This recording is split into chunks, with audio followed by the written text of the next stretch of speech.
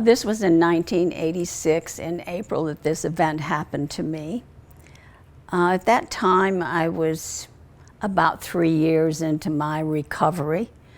I was having some physical problems, and I was scheduled to have a surgery in the Women's Hospital in Lake Charles, Louisiana, where I was living at the time.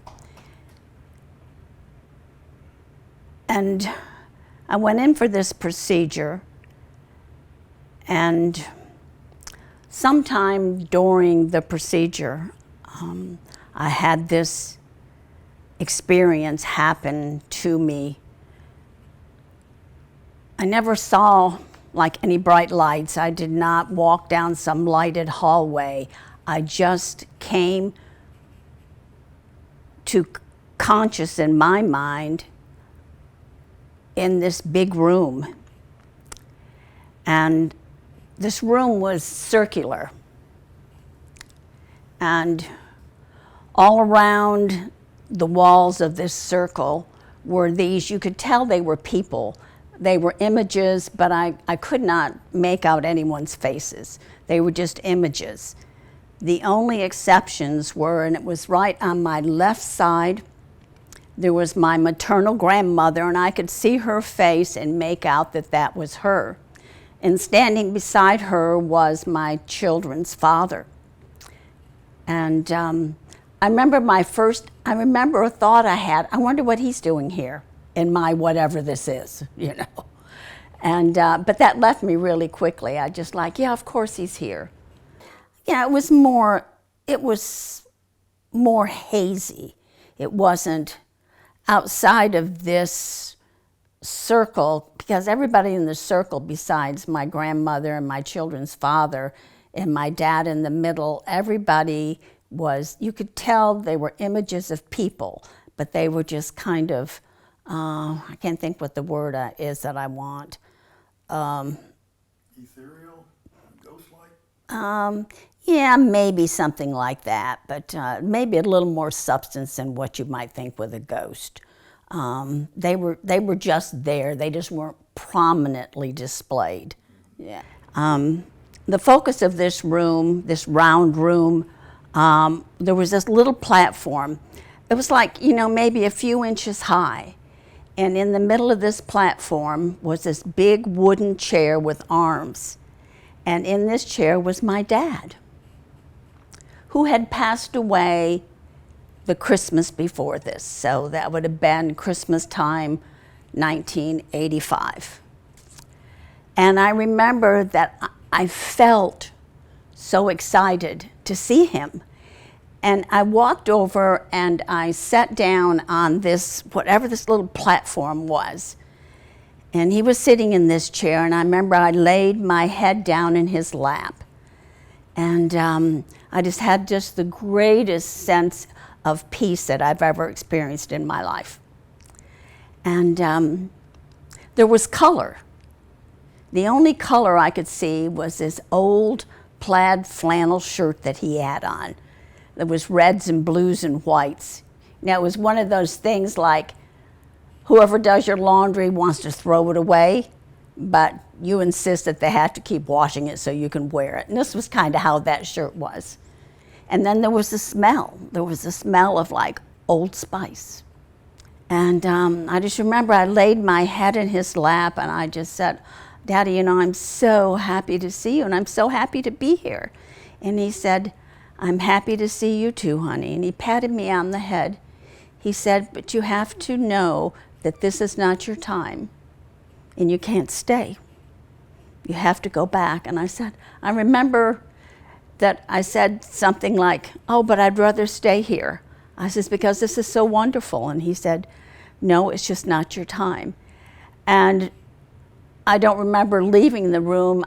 Then I remembered I could hear these voices of people saying, Miss Lundy, you need to wake up. And when I came awake, I said, I was in the most wonderful place. And the nurses, of course, looked at me and said, oh, Miss Lundy, that's just the drugs we gave you so that the doctor could operate on you. And she said, that happens to everybody, kind of thing. You have some hallucination or something. So I just let it go, although it stayed in my head for a long time. I may have shared it with someone, I'm not sure, maybe with my sister somewhere along the line.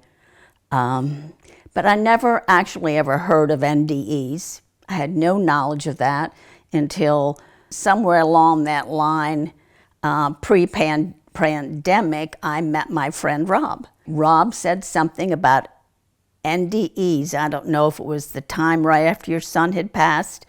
And I was just fascinated because I thought, I wonder if that's what happened to me. So sometime over the years, I mentioned that to him, and he said, yes, most definitely. So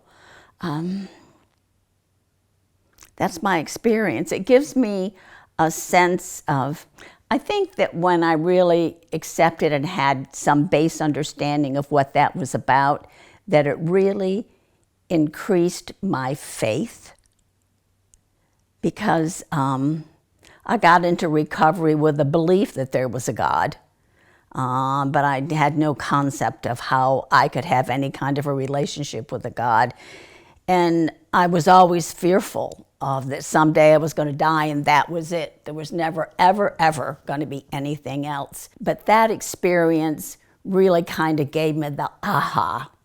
There really is something beautiful beyond this earthly life. I always wondered, because nobody would substantiate that it was real.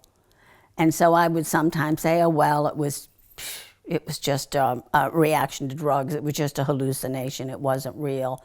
But even when I couldn't get anyone to confirm until I met you that it was real, it did change my faith for the better.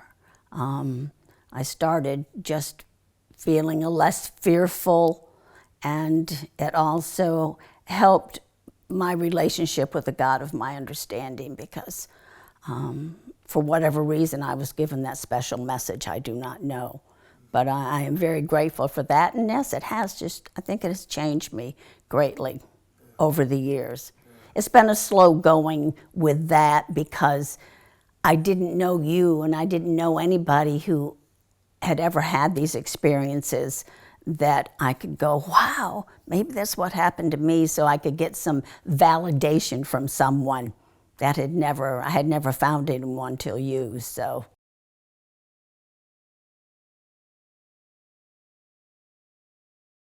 Because the only person that I had told it to were medical people who told me it was just all hallucination from the drugs that I was on.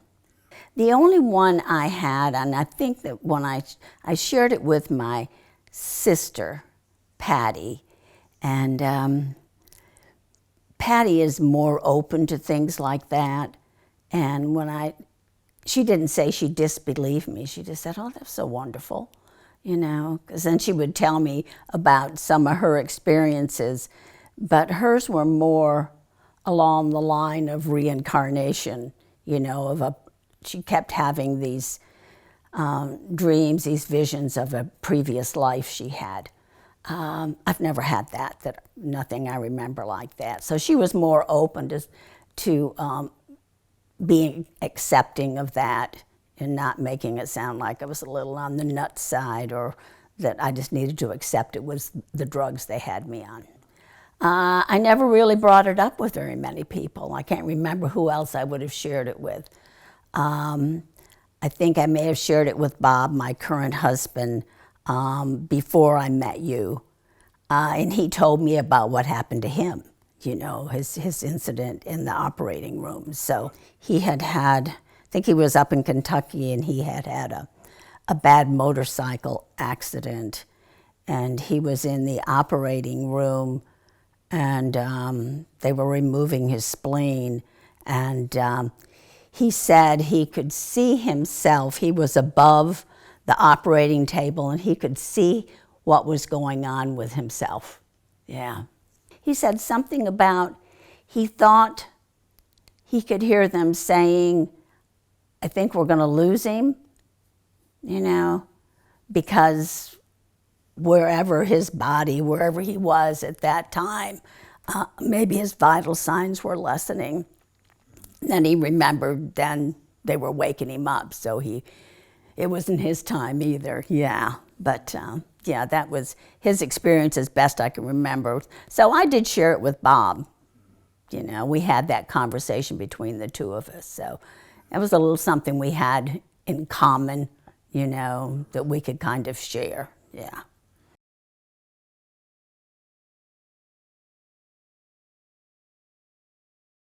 Well, it felt absolutely real to me at the time, you know, absolutely real. And I wanted to stay because it was just the most peaceful place, the most peaceful event I've ever experienced in my life.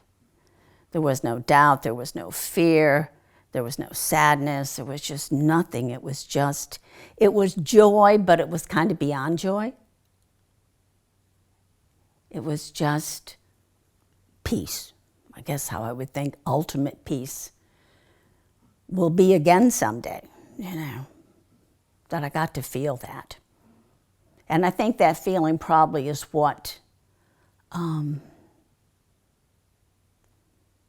helped my faith the most, is that that was real to me, Rob, you know. And I really, from that point, just said yes, you know. There is something beyond what we put up with and endure and learn in this tough world, you know, that there is a peaceful existence of some sort. And it doesn't matter to me what the existence is. It's just that there is a peaceful existence somewhere.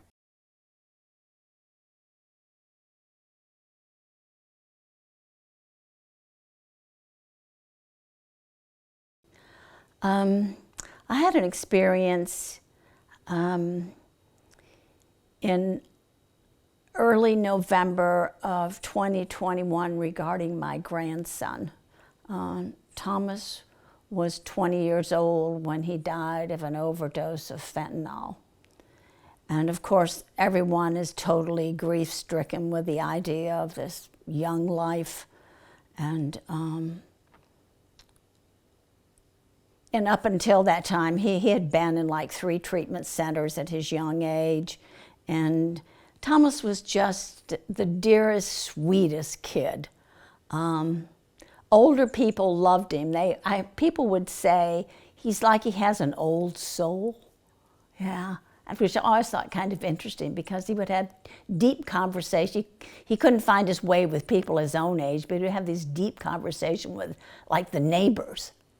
They would just all just love Thomas because he would be grown up with them, you know, and have these deep conversations. And he and I, you know, I've been sharing my story with him since he was 13 years old, you know, and just so maybe he wouldn't feel like he was all alone in this world with people telling him what he should and shouldn't do. So, and I had shared with him once, because he loved pot, you know, that's where they start usually at 13. And I said, well, Grandma smoked pot too. He said, you did? And I go, yeah, but don't you ever tell your dad, you know. So he always thought of that as being our big secret, you know, that we had. He kind of wink at me like he thought that was a big deal, that him and his grandma had a secret like that. But, you know, I took him to AA meetings with me on occasion when I'd be in Lake Charles. You know, I just did what I thought I could do, not really accepting that I couldn't do something, you know, how it is with those that we love. And finally gave up that summer before he passed. I just said, okay, Lord, you know, I'm done. You know, I accept the fact that there isn't anything I can do to help Thomas. And I just ask that if it's your plan, your life plan for Thomas, that he not live clean and sober, that you not let him suffer too long. I mean, young people today have so much out there to fight, and to get addicted to. So I just asked that he not suffer too long.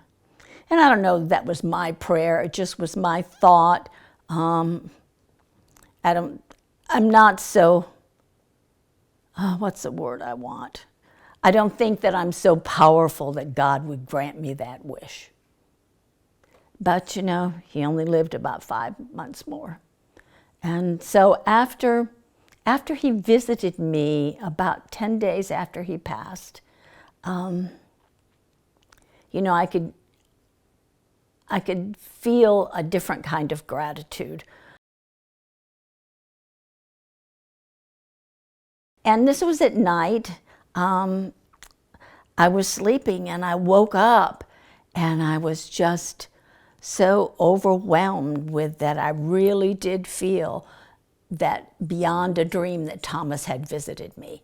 And he was just there, and he said, "Grandma," he said, "it is so wonderful here." He says, "and there's a girl who has my exact same story," you know. And that was about it. And then he was gone. But it's like he wanted me to know how wonderful it was. And that's it. I had maybe a smaller incident that happened to me in 2004 after my late husband passed. And it was at night also, which made me think, well, it's just a dream. Because it was daytime in the dream and I was outside, and here comes Ron walking down the street and into my driveway. And the only thing he said to me, I don't remember saying anything back to him. He says, "I just came to make sure you were okay." You know, and that was it, you know. And, you know, I haven't had much thought about that since.